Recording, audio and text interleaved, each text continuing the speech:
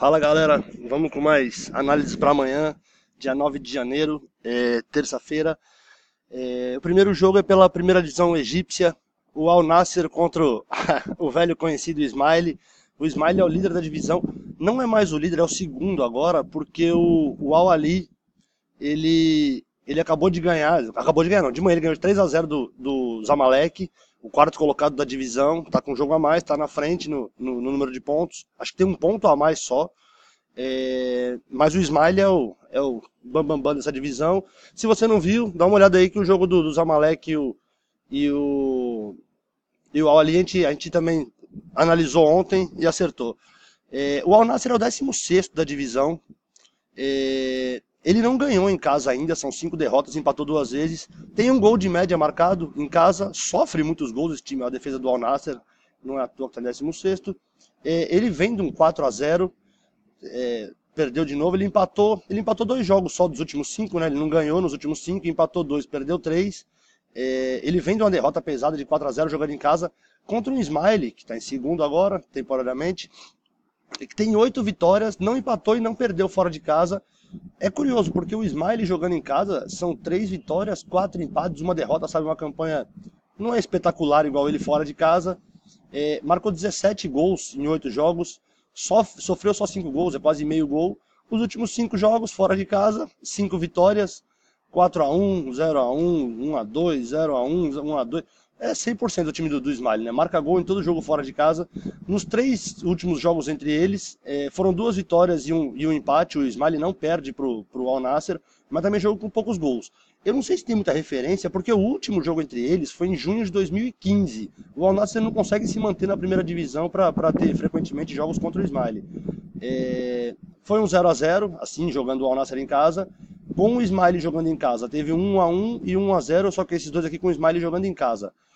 O Ismaili é o favoritaço para esse jogo. Eu vou cravar a vitória do Ismaili fora de casa. Um passeio, 2-0 para o Ismaili nesse jogo. O segundo jogo das análises é pela Copa do Rei da Espanha. O Atlético de Madrid contra o Lleida. Não tem nem muito o que analisar esse jogo. O Atlético de Madrid é o segundo colocado. O Lleida é o nono da Série B. Para você ter uma ideia, essa derrota aqui, esse Al Nassr, ele é o 1832º, se eu não tiver errado no número, se tiver também. Ele está classificado no ranking mundial da FIFA, 1832. Esse time do Lleida, ele é não classificado no ranking, eu acho que ele nunca participou de primeira divisão, esse time ele não consegue ter uma classificação no ranking melhor que o 16º do Egito. O último jogo, o jogo de ida da Copa do Rei foi 4-0, o Lleida jogando em casa contra o Atlético de Madrid. O Atlético de Madrid fez um placar bastante confortável. O último jogo do Atlético de Madrid foi o 2-0 contra o Getafe. Ele vem de uma vitória, jogando em casa no Wanda Metropolitano. O pessoal tá falando, o Simeone vai poupar muita gente. Bom, por mais que ele poupe muita gente, teve a morte do futebol nesse jogo aqui contra o Getafe, né? Esse jogo foi pela primeira divisão espanhola, pela La Liga. E a morte do futebol é quando o juiz expulsou o Diego Costa por comemorar um gol. Na verdade, deu o segundo cartão para ele, né? Podia ter sido expulso na cotovelada que deu no cara. Não foi, tomou amarelo, fez o gol, foi comemorar com a torcida, 6 meses sem jogar bola. Volta pro time do coração, o cara vai comemorar o gol, o imbecil do juiz dá um cartão pro cara, foi expulso.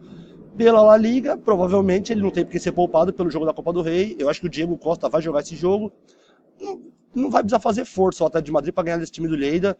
Eu acho que o Atlético de Madrid tem feito poucos gols na primeira divisão espanhola, só que contra o Lleida não dá para comparar muito. Eu vou cravar um 2-0 pro Atlético de Madrid, com gol do Diego Costa, claro, né? Se jogar a dupla, então, jogar o Diego Costa e o Griezmann, aí é garantia.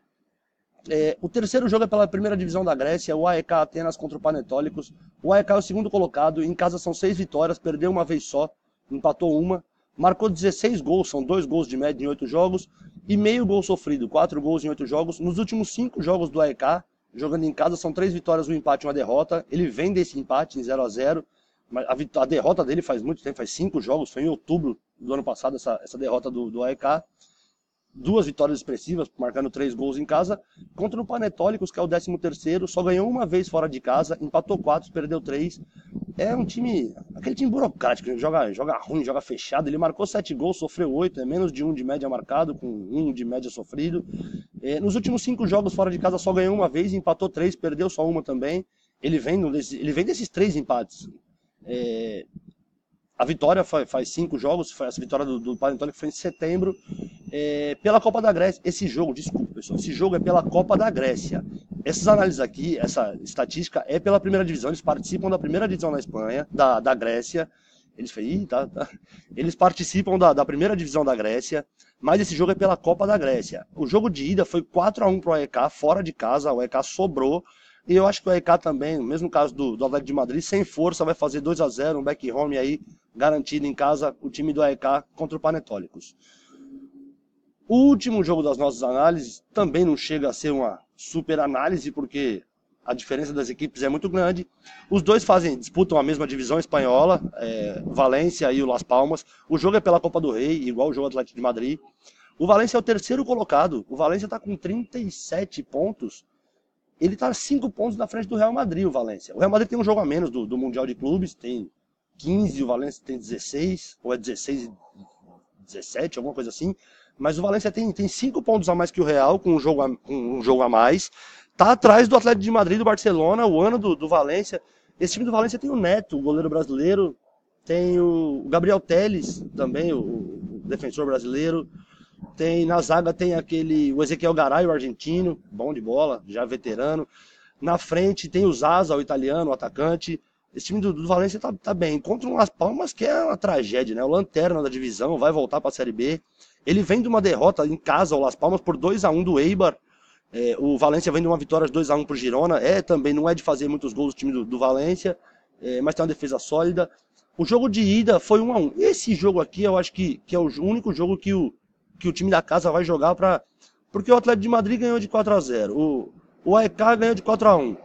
O Ismaili, o primeiro jogo das análises, é pela pela primeira divisão do Egito, é pelo campeonato. E o Ismaili sobra muito, é o único que joga fora de casa. Esse jogo aqui o Valência vai ter que jogar bola, porque ele empatou contra o Las Palmas no primeiro jogo, jogando lá em Las Palmas. Eu acho que o Valência vai vir pra cima, vai vir completo, vai vir com força, vai jogar bola. E eu vou cravar um 3-0 esse jogo pro time do Valência. Galera, tem um jogo do Manchester City amanhã também, contra o Bristol. Contra o Bristol, eu acho. Que também é um jogo que não tem muita análise, né? Não tem como o cara não apostar no Manchester City, favorito, jogando em casa. Beleza? Essas são as análises para amanhã. Eu vou deixar aqui embaixo o vídeo de ontem para vocês conferirem. Até agora só tá faltando o placar do Estoril contra o Feirense. O resto dos outros 3 placares a gente acertou. Beleza, galera? Um abraço, boa sorte para nós. Até amanhã.